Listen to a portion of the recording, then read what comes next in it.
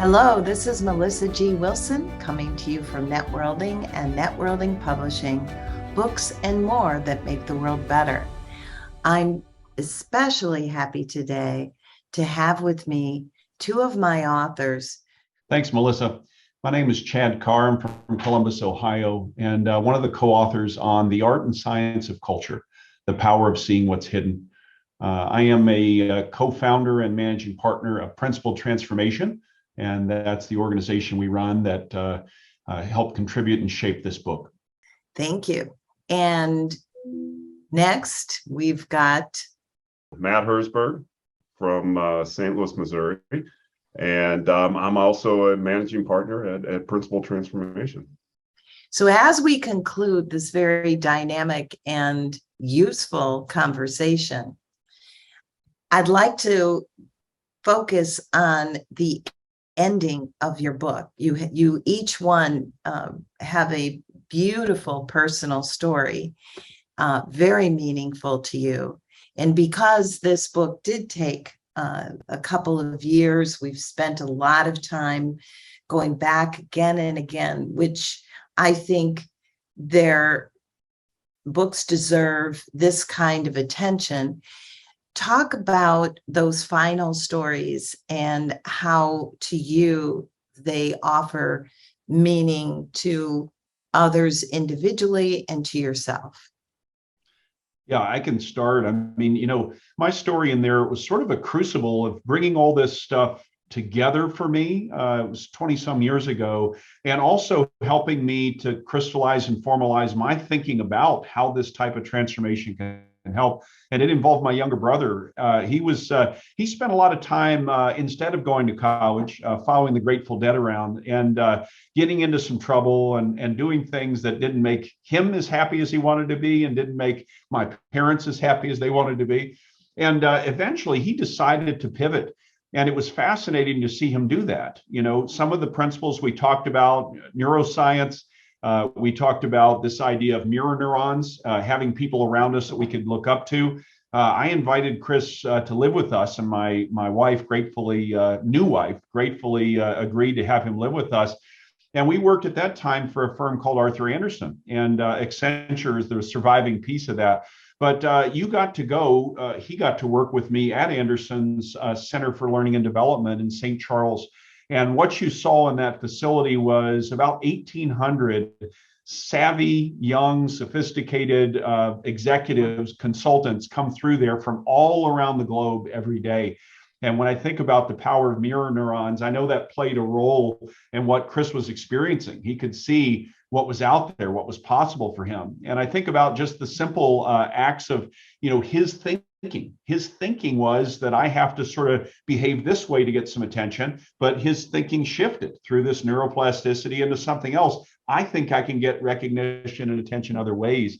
And just watching Chris navigate that transformation and go from sort of, lack of focus, lack of discipline, lack of, progress in his life the way he wanted it, to someone who, went through working full time and doing his degree with a 4.0 and going to business school and, accelerating his career was just really rewarding personally.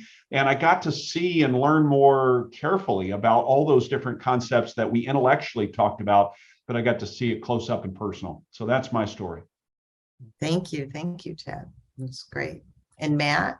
Yeah, and my story is about my first wife, who has since passed away, but had a tremendous battle with cancer, and through that, just really watching how some of these principles that Chad and I talk about in the book really play out in real life, and one in particular was this concept of empowerment that we talked about earlier, and just pure ownership and responsibility, and seeing that when you take ownership and responsibility, even in very difficult circumstances, right, it can lead to pretty successful results. And part of that journey has really increased my commitment to just healthy living. And when I talk about that, part of this is physically, right? Whether it's nutrition or exercise or whatever that might be. Part of that is healthy states of mind, how I show up, and am I in a healthy or unhealthy state of mind, and how that creates an entirely different world around me and the way I'm approaching the world. But maybe more importantly, healthy cultures and people working together in healthy cultures. And the reason for that is because, again, culture is that force multiplier in the world. So it's within the organization, it's a force multiplier just in terms of our business results. But I think it's even if we're going to change the world to a better place, it's a force multiplier. And the reason I said that, I remember a number of years ago when I was in graduate school, and I was reading just a book by Abraham Maslow. And I don't remember what book it is. I don't remember what chapter it was in, but I remember he made the observation that if you're going to change the world, you have to change organizations. And the reason he was making that observation is he said, because in the modern world, most of us spend the majority of our time in organizations, right? Our waking adult hours are spent in organizations. And if you're in an unhealthy culture for the majority of that, that creates one kind of life, of which is going to translate into other parts of your life, versus if we can create healthy, high performance cultures, and that translates into other parts of our life, we can actually fundamentally change the world.